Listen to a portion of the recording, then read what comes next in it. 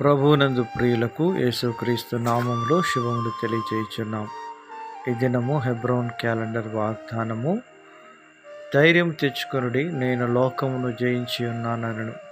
యోహాను సువార్త 16వ అధ్యాయం 33వ వచనంలో దేవుడు ఈ మాటలు తెలియజేస్తూ ఉన్నాడు. ప్రియమైనటువంటి దేవుని ప్రజలారా, లోకములో మీకు శ్రమ కలుగును అని ప్రభు సెలవిచ్చారు.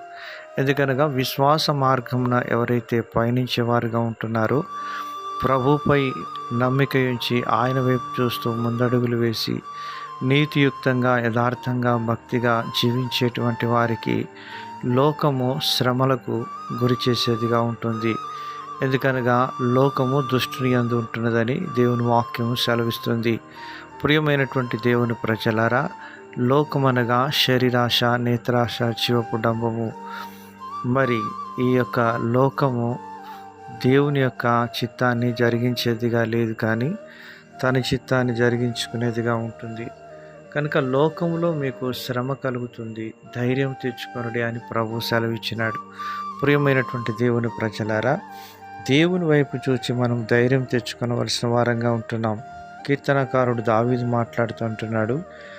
27వ కీర్తన 14వ చరణంలో, యెహోవా కొరకు కనిపెట్టుకొని ఉండుము, ధైర్యం తెచ్చుకొని నీ హృదయమును నిబ్బరముగా నుంచుకొనుము.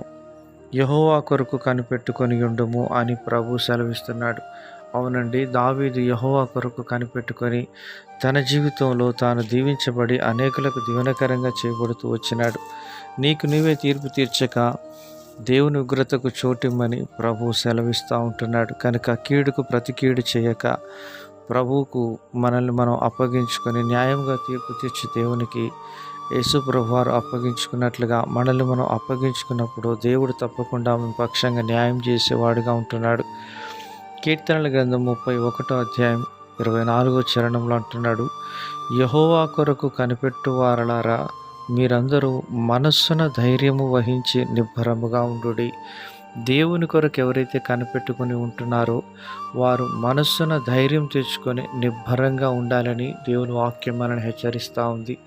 ప్రియమైనటువంటి దేవుని ప్రజలారా, నీ మనసు నిబ్బరంగా ఉండాలని దేవుని వాక్యం బట్టి ప్రభు హెచ్చరిస్తూ ఉన్నాడు. అలాగనే మనం నిబ్బరంగా ఉండి ప్రభు సహాయం కొరకు మనం ఎదురు చూసినప్పుడు ఎస్తేరు వలె మనం ఆ సహాయాన్ని పొందుకొని దీవించబడే వారంగా ఉంటాం.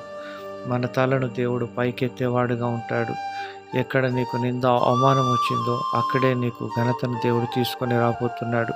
యోసేపును పడద్రోసిన అన్నలే యోసేపును తిరిగి పైకి లేవనెత్తినారు. అలాగన దేవుడు నిన్ను కూడా దీవించి ఆశీర్వదించునుగాక.